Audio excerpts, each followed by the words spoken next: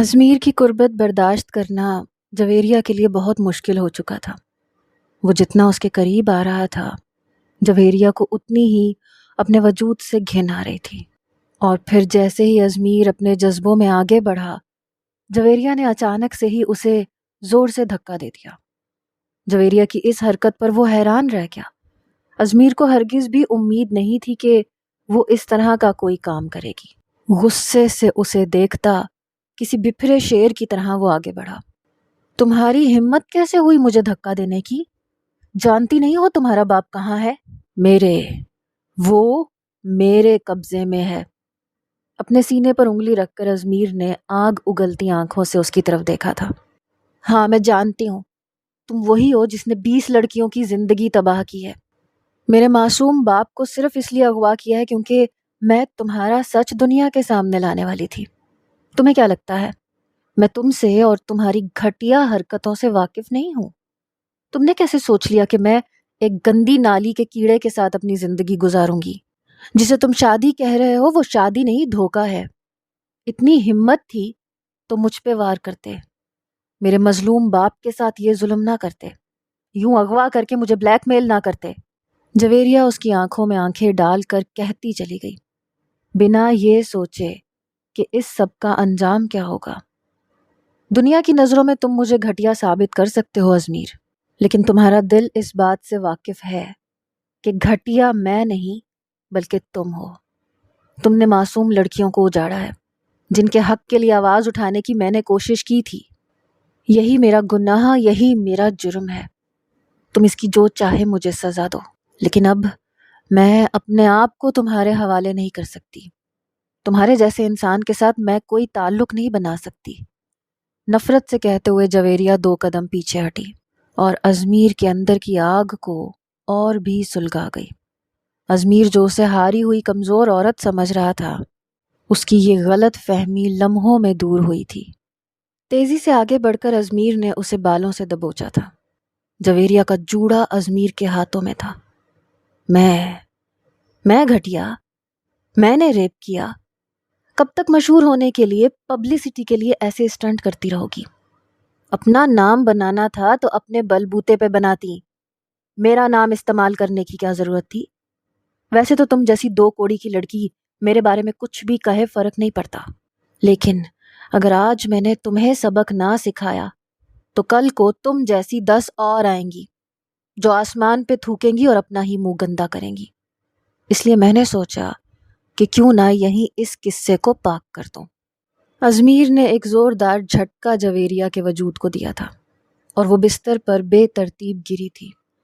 غصے میں آ کر اس نے اپنا بہت بڑا نقصان کر دیا تھا اور اس بات کا احساس اسے بہت اچھی طرح تھا، لیکن وہ اپنی اس فطرت کا کیا کرتی جس نے غلط کو غلط کہنا سیکھا تھا۔ ازمیر کا صبر ختم ہو گیا۔ اس نے لائٹ بند کی۔ جویریہ کا سانس سینے میں ہی اٹک گیا، شیرنی جیسی دھاڑ کہیں کھو گئی۔ تم نے شادی کا کہا تھا، تعلق بنانے کا نہیں۔ میں تمہیں معصوم ثابت کر چکی ہوں۔ میں نے اپنے اوپر بہت سے بہتان بھی لے لیے ہیں۔ سارا میڈیا، سارا زمانہ مجھ پہ تھو تھو کر رہا ہے۔ اب تو تمہارے بدلے کی آگ بجھ جانی چاہیے۔ اب تو مجھ پہ ظلم نہ کرو۔ وہ ازمیر سے رحم کی بھیک مانگنے لگی کیونکہ وہ درندگی کی انتہاؤں کو چھو رہا تھا۔ جویریہ کی بات پر ازمیر کا ایک زوردار قہقہا بلند ہوا۔ اچھا، تو تمہیں جھکنا بھی آتا ہے؟ اس وقت کیوں نہیں جھکی تھی جب میں نے شیرو کو تمہارے پاس بات کرنے کے لیے بھیجا تھا؟ اس وقت تم میرے دو بدو ہو کر مجھ سے بات کرنا چاہتی تھی۔ لو، آج میں تمہارے سامنے بھی ہوں اور تمہارے بہت قریب بھی۔ ازمیر نے آہستگی سے اپنے لب اس کی گردن پر پیوست کر دیے۔ جویریہ کا انگ انگ دہک اٹھا تھا۔ بولو، کیا کہنا چاہتی تھی؟ کون سے گناہوں کا حساب چاہیے تھا تمہیں؟ بتاؤ مجھے، میں نے کون کون سے گناہ کیے ہیں؟ آج میں تمہیں اچھی طرح صفائی دوں گا، بلکہ اپنی بے گناہی ثابت بھی کروں گا۔ جویریہ کے دونوں ہاتھوں کی انگلیوں کو اپنی انگلیوں میں پھنساتے اس نے سارا بوجھ اس کے نازک وجود پر ڈالا تھا۔ دھیرے دھیرے وہ سفاکیت کی حدوں کو چھو رہا تھا اور سارے کمرے میں جویریہ کی سسکیاں گونج اٹھیں۔ اس کی مزاحمت ازمیر کے آگے بالکل بیکار تھی، کیونکہ وہ 6 فٹ 2 انچ کا لمبا چوڑا جوان مرد تھا جو نفرت کی آگ میں بری طرح جل رہا تھا، اور یہی آگ اس نے جویریہ کے وجود میں اتار دی تھی۔ سیاہ رات کا ایک ایک لمحہ پہلے سے بھی زیادہ تاریک تھا۔ مکمل اندھیرے میں 2 نفوس ایک ہو چکے تھے۔ ازمیر کے چہرے پر فتح کی خوشی تھی، اور جویریہ اپنی بے بسی پر آنسو بہاتی رہ گئی۔ کوئی آہو بکا کام نہ آئی۔ ازمیر کے آگے اس کی ایک نہ چلی، اور زندگی ایک بوجھ ہو گئی۔ کسی طاقتور انسان کے خلاف کھڑے ہونے پر انسان کو کیا کچھ بھگتنا پڑ سکتا ہے، یہ اسے اب سمجھ میں آیا تھا۔ صبح کا سورج اس کی زندگی میں اب کبھی روشنی نہیں لا سکتا تھا۔ وہ تاریکی کی مسافر بن چکی تھی۔ صبح کے 11 بج رہے تھے۔ ازمیر خان گنگناتے ہوئے واش روم سے نکلا۔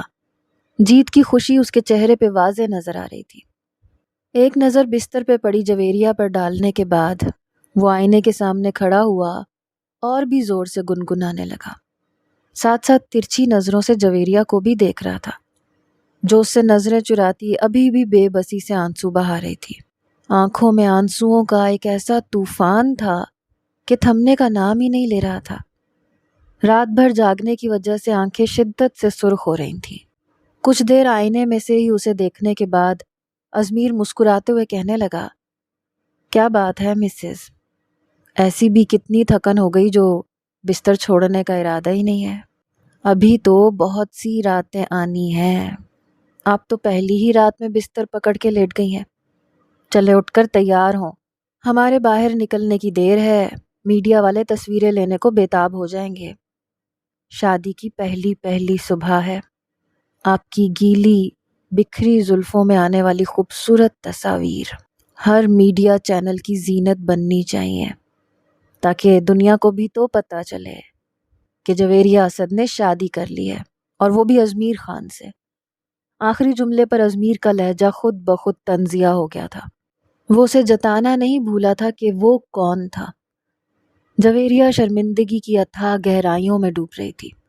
وہ اس شخص کو اپنا آپ سونپ چکی تھی جسے وہ ریپسٹ کہتی تھی۔ اس سے زیادہ بھیانک اور کیا ہو سکتا تھا؟ ازمیر سے نظریں چراتی جویریہ پھرتی سے واش روم کی طرف بڑھ گئی تھی۔ ازمیر کے چہرے کی مسکراہٹ اور بھی گہری ہو گئی۔ اس نے فون اٹھا کر کان سے لگایا۔ بات سنو شیرو، وہ تیمور سکندر اب مجھے دوبارہ نظر نہیں آنا چاہیے۔ اس کے چینل کے مالک سے بات کرو، اسے کسی بھی ملک میں بھیج دو، لیکن یہاں اس ملک میں اگر وہ نظر آیا تو اس کی زندگی کا یہ آخری پل ہوگا۔ کسی بھی چھوٹے ملک میں اسے بھیج دو، اور پھر اس کی واپسی کے سارے راستے بند کروا دو۔ میں اب اسے دوبارہ نہ دیکھوں۔ نفرت سے کہتے ہوئے ازمیر نے فون بند کر دیا تھا۔ کیا سمجھی تھی تم جویریہ؟ کیا مجھے پتہ نہیں ہوگا کہ تمہارا کس سے عشق ہے، کس کے ساتھ تمہاری سانسیں جڑی ہیں؟ بہت اچھی طرح تمہاری اور تیمور کی محبت سے واقف ہوں میں۔ یہ محبت تمہارے لیے زندگی بھر کا روگ بن جائے گی۔ تم پر تمہاری زندگی ایسے تنگ کروں گا کہ مٹی ہو جاؤ گی، لیکن ازمیر خان کا نام تمہیں پھر بھی نہیں بھولے گا۔ لیپ ٹاپ کھولے وہ کچھ ضروری کام کرنے بیٹھا تھا، جبھی واش روم سے جویریہ باہر برآمد ہوئی۔ ازمیر نے گہری نظر اس پر ڈالی تھی۔ سیاہ رنگ کا قیمتی ترین جوڑا پہنے وہ سورج کی کوئی ڈوبتی کرن لگ رہی تھی۔ چہرہ زردی مائل تھا، آنکھوں میں سرخی تھی، اور اداسی اس کے چہرے سے نمایاں ہو رہی تھی۔ اس کا یہ روپ ازمیر کے دل کو ایک انجانی سی چوٹ پہنچا رہا تھا۔ اس نے اپنا دھیان دوبارہ لیپ ٹاپ کی طرف کیا۔ الیکشن قریب تھے، کیمپین شروع ہونے والی تھی، ایسے میں وہ اپنا دھیان نہیں بٹانا چاہتا تھا۔ پہلے ہی جویریہ اسد کی وجہ سے اس نے بہت نقصان اٹھا لیا تھا۔ اس کی کیمپین کو نقصان پہنچا تھا۔ اس کے خلاف میڈیا پر باتیں شروع ہو گئی تھیں۔ ابھی تو اس نے سیاست میں قدم رکھا ہی تھا کہ جویریہ کی وجہ سے اس کا مستقبل داؤ پہ لگنے جا رہا تھا، اور اپنے آپ کو وائٹ واش کرنے کے لیے اس نے جویریہ سے شادی کی تھی۔ اب کم سے کم اس کی بدنامی میں کمی تو آئی تھی۔ اب اسے اپنی نیک نامی کا چرچا کرنا تھا، اسی لیے وہ بہت سوچ سمجھ کر تیزی سے قدم اٹھا رہا تھا تاکہ دنیا کو اپنا اچھا رخ دکھا سکے۔ تارا، کیا حال بنا لیا بچے، ایک ہی رات میں تم کیا سے کیا ہو گئی۔ تم آسمان پہ چمکنے والا تارا ہو، اپنی اہمیت کو پہچانو، اپنی قدر کو جانو۔ ازمیر جیسے انسان کے لیے خود کو برباد نہ کرو، وہ اپنے سیاسی مقاصد کے لیے کچھ بھی کر سکتا ہے۔ اس نے اپنا گھر بسا لیا، اپنی دنیا بچا لی، لیکن تمہیں تباہ کر دیا۔ ایک بار بھی تمہیں فون نہیں کیا، نہ یہ بتایا کہ اس نے یہ شادی کیوں کی ہے۔ پھر تم کیوں اس کے لیے آنسو بہا رہی ہو؟ میں نے تمہارے لیے ایک نیا دوست تلاش کر لیا ہے، ازمیر سے زیادہ ہینڈسم، جوان اور پیسے والا۔ اپنی محبت سے، اپنی اداؤں سے اسے زیر کر لو تاکہ ہماری حویلی آباد رہے، ورنہ تمہارا یہ ماتم ہم سب کو زندہ درگور کر دے گا۔ ماں کی بات سن کر تارا بری طرح اچھلی تھی۔ یہ کیا کہہ رہی ہیں آپ؟ ازمیر کی جگہ میری زندگی میں کوئی نہیں لے سکتا۔ میں نہیں جانتی اس نے مجھے اتنا بڑا دھوکہ کیوں دیا ہے، لیکن یہ جانتی ہوں کہ وہ میرے پاس دوبارہ ضرور آئے گا، اور تب میں اس کا گریبان پکڑ کے اس سے پوچھوں گی کہ اس نے میرے ساتھ یہ کیوں کیا۔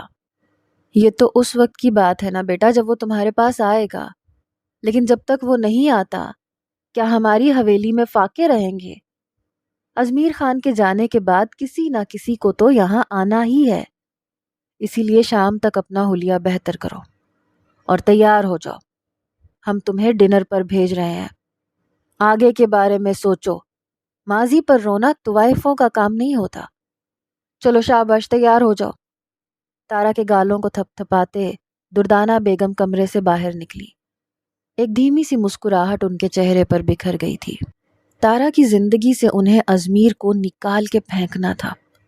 وہ کسی نہ کسی طرح کب سے یہی کوشش کر رہی تھی، لیکن ازمیر نے خود ہی تارا کو خود سے دور کر دیا تھا، اور اب انہیں موقع مل گیا تھا کہ کیمپین جب عروج پر پہنچتی اور الیکشن سر پہ، تب انہیں اپنی بازی چلنی تھی۔ صحیح پیادے کو صحیح جگہ بٹھانا دردانہ بیگم نے وقت کے ساتھ ساتھ سیکھ ہی لیا تھا۔ تھوڑی دیر بعد ملازمہ تارا کے کمرے میں کپڑے لے کے پہنچ گئی، اسے تیار ہونے کا کہہ رہی تھی، لیکن تارا نے لباس اٹھا کر اسے آگ لگا دی۔ کمرے میں چاروں طرف دھواں پھیلنے لگا۔ تارا کا دم گھٹ رہا تھا، لیکن اسے کسی بات کی کوئی پرواہ نہیں تھی۔ ملازمہ نے چیخ چیخ کے سارا گھر سر پہ اٹھا لیا، لیکن دردانہ بیگم نہ جانے کہاں چلی گئی تھی۔ شاید دھوئیں کی وجہ سے تارا چکرا کر کٹی پتنگ کی طرح فرش پر گری۔ ملازمہ کی چیخو پکار پر احسن بھاگتے ہوئے تارا کے کمرے میں آیا۔ تارا کو بازوؤں میں سمیٹ کر اس نے کمرے سے باہر نکالا۔ دوسرے کمرے میں لے جا کر بستر پر لٹاتے احسن کی نظر تارا کے حسین چہرے پر اٹک گئی۔ کس قدر معصوم اور خوبصورت تھی یہ لڑکی، جو اپنی ماں کے مکر و فریب میں پھنسی ہوئی تھی۔ کاش اسے معلوم ہوتا کہ اس کی ماں کا دل کتنا سیاہ ہے، جس نے اپنی ہی بیٹی کو اپنے کھیل کا مہرا بنایا ہے۔ احسن کا دل تارا کے لیے دکھ سے بھر گیا تھا۔ کچھ دیر تک وہ اس کے سوکھے لبوں کو تکتا رہا، پھر ان پر دھیرے سے انگلی پھیرتے اس نے تارا کے ماتھے پر اپنے لب رکھے تھے۔ ایک طمانینت کا احساس اندر تک اترا تھا۔ محبت کی نہیں جاتی، محبت ہو جاتی ہے، کسی خواب کی طرح آنکھوں میں بس آتی ہے، کسی الہام کی طرح یہ روح میں اتر جاتی ہے۔ محبت کی نہیں جاتی، محبت ہو جاتی ہے۔ احسن کو بھی ایک لمحے تارا سے محبت ہو گئی تھی، اور یہ محبت اس کھیل میں ایک نیا طوفان لانے والی تھی۔ بساط عشق کی بازی میں جیت کس کا مقدر ہوتی، یہ تو وقت ہی بتانے والا تھا۔ بالوں کو ٹاول میں لپیٹتی وہ دھیرے دھیرے قدم اٹھاتی ازمیر کے قریب آئی، لیکن کچھ کہہ نہیں پائی۔ ہچکچاتے ہوئے اس کے سامنے کھڑی تھی، لفظ لبوں پر ہی دم توڑ گئے تھے۔ رات کو وجود پر ملنے والے زخموں نے اس کی روح کو ایسے گھائل کیا تھا کہ اس کی زبان بھی ساتھ دینے سے قاصر تھی۔ وہ بس ازمیر کا چہرہ دیکھ رہی تھی، ازمیر نے اسے خود کو تکتا پایا تو نظر اٹھا کر دیکھا، سوالیہ انداز میں آئی برو چڑھائی تو بہت مشکل سے ہچکچاتے ہوئے جویریہ نے اپنا مدعا بیان کیا۔ اب تو تمہاری ساری خواہشیں پوری ہو گئی ازمیر خان، اب میرے بابا کو آزاد کر دو، انہیں گھر بھیج دو، ان کی کوئی غلطی نہیں ہے، جو کیا ہے میں نے کیا ہے، تم انہیں کس بات کی سزا دے رہے ہو؟ جویریہ منمنائی تھی، سب کچھ ہار کر بھی اسے اپنے باپ کی فکر لاحق تھی۔ ٹھیک کہہ رہی ہو، واقعی تمہارے باپ کی کوئی غلطی نہیں تھی، پھر بھی انہیں بہت پریشانی اٹھانی پڑی۔ پتہ ہے کیوں؟ کیونکہ وہ تم جیسی بیٹی کے باپ ہے، جس کی اولاد ایسی ہو اس باپ کو اس طرح کی سزا تو اٹھانی پڑتی ہے۔ چلو مان لیا غلطی تمہارے باپ کی نہیں تھی، لیکن تمہاری تو تھی۔ معافی مانگی ہے کیا تم نے مجھ سے جو میں معاف کر دوں؟ ازمیر کے چہرے پر ایک گہری مسکراہٹ آ گئی، دماغ میں ایک نئی بات سما گئی اور وہ وہی کرتا تھا جو اس کے دماغ میں بس جاتا تھا۔ جویریہ سے شادی بھی ایک ایسا ہی فیصلہ تھی۔ کیا مطلب؟ جویریہ اس کا مطلب سمجھ کر بھی نہیں سمجھی تھی۔ مطلب یہ کہ معافی مانگو مجھ سے، میری عزت کو، میری انا کو ٹھیس پہنچا کر میرے رتبے کو خاک میں ملانے کی کوشش کی، میرے ہی کمرے میں میری بیوی ہو کر مجھے دھکا دینے کی غلطی کی۔ 6 مہینے دن رات میں نے جس کیمپین کے لیے اتنی محنت کی، تم نے اسے برباد کرنے کی کوشش کی۔ ایک ایک بات سوچو، وہ ایک ایک لمحہ جب تم نے مجھ پر انگلی اٹھائی، اور ہر اس لمحے کے لیے معافی مانگو تو تمہارے باپ کو آزادی مل جائے گی۔ ازمیر گہری نگاہوں سے اسے دیکھ رہا تھا۔ ازمیر خان، خدا کے واسطے بس کر دو، تمہاری اس نام نہاد انا کو کب سکون آئے گا؟ تم نے میری زندگی برباد کر دی ہے، میرے بابا کو اغوا کر لیا، میری ماں گھر میں تنہا ہے، تم نے ہمارا پورا گھر خراب کر دیا۔ میں تمہاری انا کو تسکین پہنچانے کے لیے تمہاری بیوی بن کے اس گھر میں آ گئی، تم نے بیوی بنا کے میری عزت پہ ڈاکہ ڈالا۔ اب کیا چاہتے ہو؟ میں معافی مانگوں تم سے؟ لو، میں ہاتھ جوڑتی ہوں، معاف کر دو مجھے۔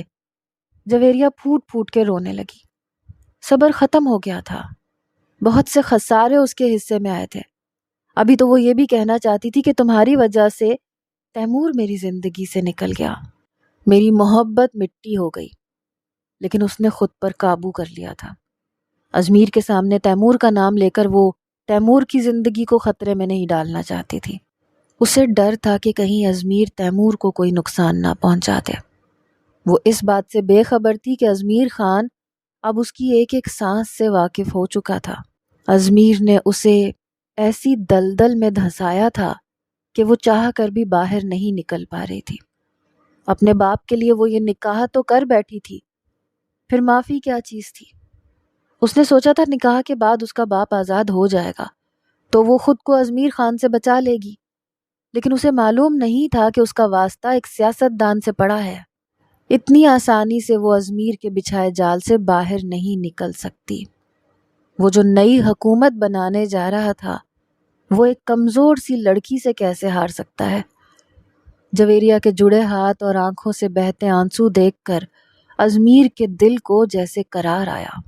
لیپ ٹاپ بند کرتے کھڑے ہو کر اس نے اپنی ٹائی سیٹ کی، جویریہ پر ایک مسکراتی نظر ڈالی۔ اوہ مائی ڈیئر وائف، اتنی محبت سے کہو گی تو میں کیسے ٹالوں گا؟ ویسے بھی ابھی تک تو میں تمہارا عاشق بن چکا ہوں۔ کھینچ کر جویریہ کو کمر سے پکڑ کے اپنے سینے سے قریب کیا۔ جویریہ کی آنکھیں ایک دم ہی پھیل گئی تھیں۔ وہ سانس رو کے ازمیر کے چہرے کو بہت قریب سے دیکھ رہی تھی۔ تیکھے نکوش، ستواں ناک اور چہرے پر مغروریت کی ایک الگ ہی داستان رقم تھی۔ اس کے وجود سے اٹھتی تیز پرفیوم کی مہک جویریہ کے اوسان خطا کر رہی تھی۔ جویریہ نے تیزی سے نظریں اس کے چہرے سے چرائیں تھیں۔ رات کا ایک ایک لمحہ اس کی آنکھوں کے سامنے گھوم گیا تھا۔ شرم سے وہ زمین میں گڑ رہی تھی اور ازمیر نے اس کے ماتھے پر اپنے لب رکھ دیے۔ وہ پوری طرح دہک اٹھی تھی، لیکن چاہ کر بھی اپنی جگہ سے حرکت نہیں کر سکی تھی۔ وہ ازمیر کے سحر میں جیسے جکڑ سی گئی۔ اس کی پرسنالٹی، اس کی خوشبو، اس کی آواز، سب کچھ بہت مختلف تھا۔ جویریہ کے کان پر جھکتے، اپنے لبوں سے اس کے کان کی لو کو چھوتے، وہ دھیرے سے کہہ گیا، تمہارے باپ کو چند گھنٹوں میں تمہارے گھر پہنچا دیا جائے گا، لیکن یاد رکھنا تمہیں اب ساری زندگی صرف میری قید میں رہنا ہے۔ اس گھر سے باہر قدم نکالنے کے بارے میں سوچنا بھی مت، اور اگر کچھ بھی ایسا ویسا کیا تو یاد رکھنا تیمور سکندر کی سانسیں ہمیشہ کے لیے بند کر دی جائیں گی۔ جویریہ کو اپنے آپ سے دور کرتے وہ لیپ ٹاپ بیگ لیے کمرے سے باہر نکلا تھا، اور جویریہ کو ایسے لگا جیسے وہ زلزلوں کی زد میں ہو۔ ازمیر کے منہ سے تیمور کا نام سن کر اس کی جان ہوا ہوئی تھی۔ وہ لڑکھڑا کے بستر پر بیٹھ گئی۔ تو کیا ازمیر اس کی محبت سے واقف تھا؟ یہ سوچ ہی اسے ڈرانے کے لیے کافی تھی کہ کہیں وہ تیمور کو کوئی نقصان نہ پہنچا دے۔ ایک بار پھر آنسو اس کی آنکھوں سے رواں ہو گئے۔ کمرے کے باہر کھڑے شیرو نے ازمیر کو باہر نکلتے دیکھا تو اس کے ہاتھ سے فوراً بیگ لے لیا۔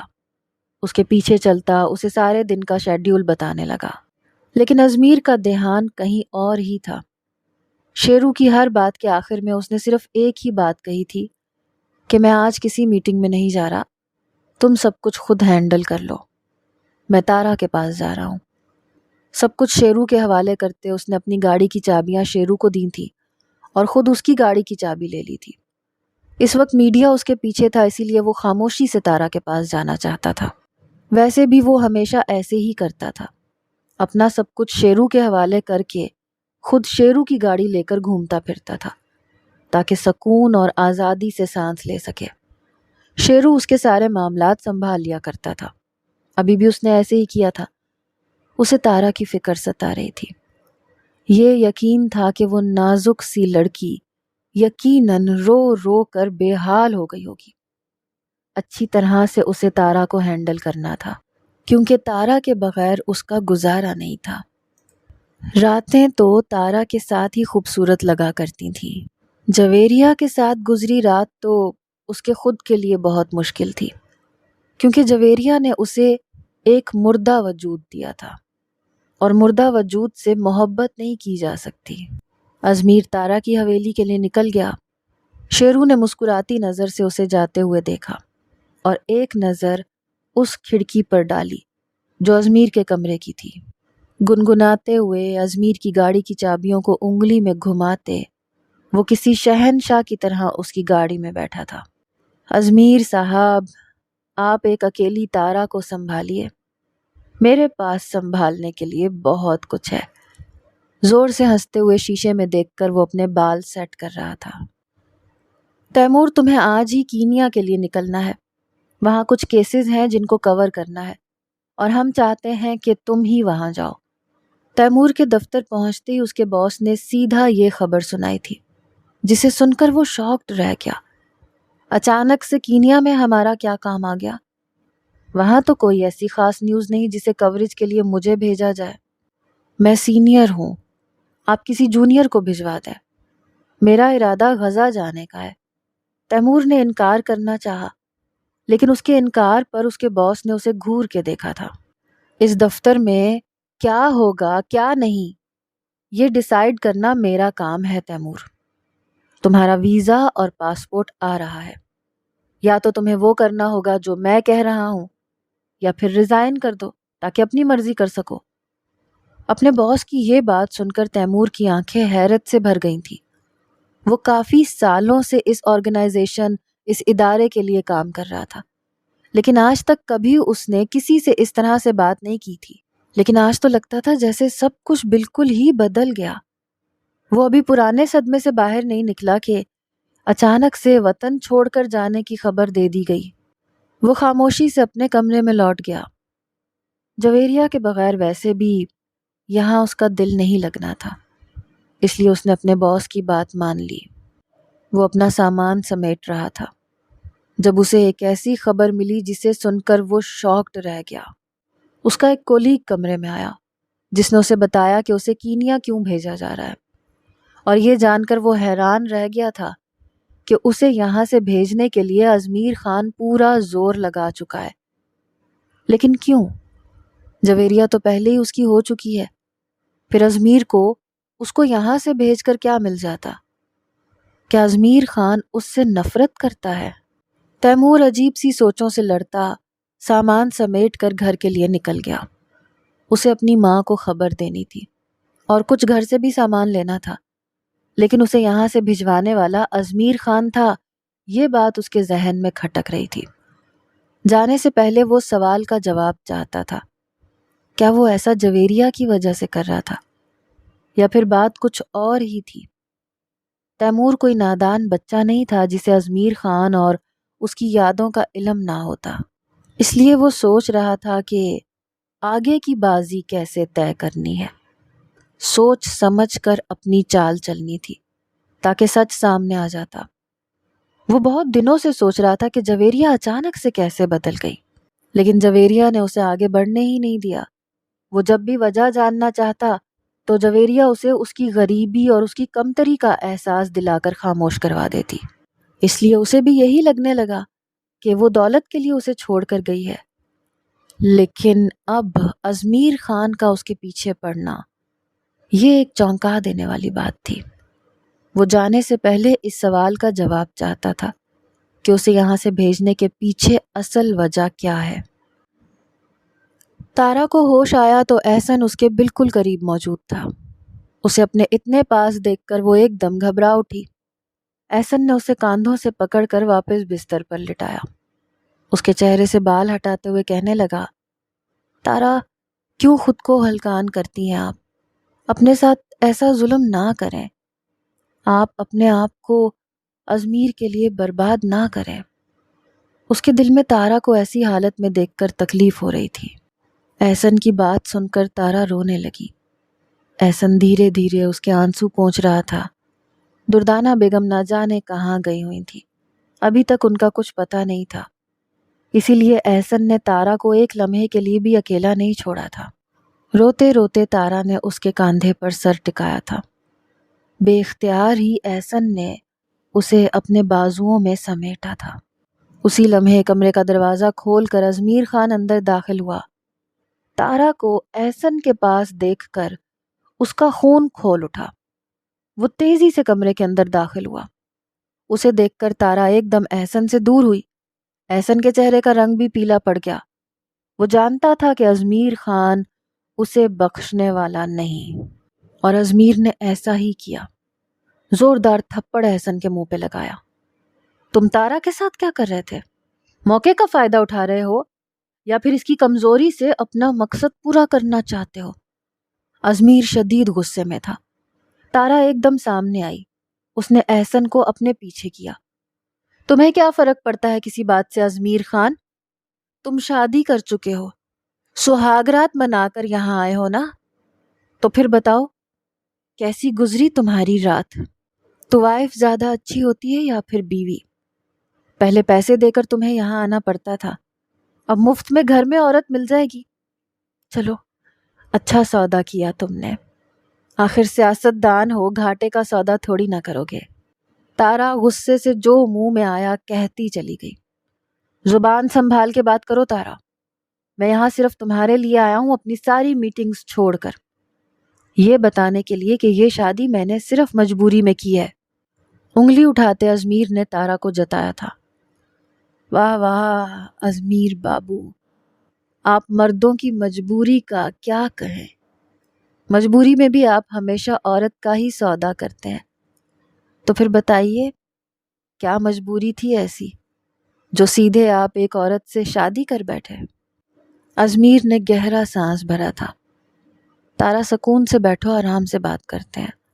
اس نے تارا کو کندھوں سے پکڑنا چاہا، لیکن تارا ایک دم پیچھے ہوئی۔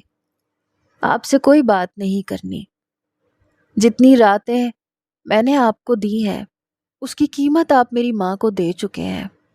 میری ماں نے میرے لیے ایک نیا گاہک تلاش کر لیا ہے، اس لیے اب آپ یہاں سے جا سکتے ہیں۔ تارا نے نگاہیں پھیری تھیں اور اجمیر کی جان جل گئی تھی۔ تارا، فضول باتیں نہ کرو، تم نے مجھ سے وعدہ کیا تھا کہ تم ہمیشہ میری رہو گی۔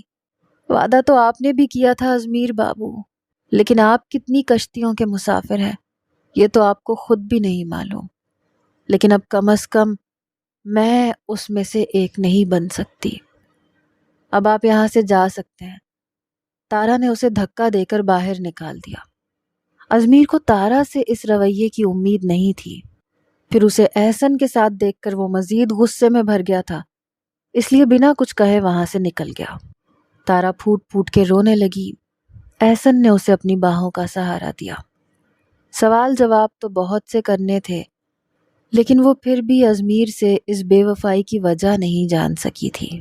احسن نے اسے دھیرے سے بستر پر لٹایا، اس کے آنسو پونچھتے اس کے لبوں پر اپنے لب رکھ دیے۔ تارا ایک دم ہی بری طرح چونکی۔ اپنی بڑی بڑی آنکھوں سے وہ احسن کے چہرے کو دیکھ رہی تھی۔ احسن کسی اور ہی دنیا کا مسافر بن رہا تھا۔ اس کی آنکھوں میں اترتا محبت کا نشہ تارا کو پوری طرح سمجھ میں آ گیا تھا۔ تارا نے خود کو بے اختیار ہی اس کے حوالے کر دیا تھا۔ فی الحال وہ اپنے اندر جلتی آگ کو بجھانا چاہتی تھی۔ ایسے میں احسن نے دھیرے سے اسے پوری طرح سمیٹ لیا تھا۔ تارا کی دھیمی آوازوں نے کمرے کی فضا کو بدل دیا تھا۔ کچھ ہی دیر میں وہ پوری طرح پرسکون ہو گئی اور احسن محبت سے مخمور، عشق کی ایک نئی بساط بچ چکی تھی۔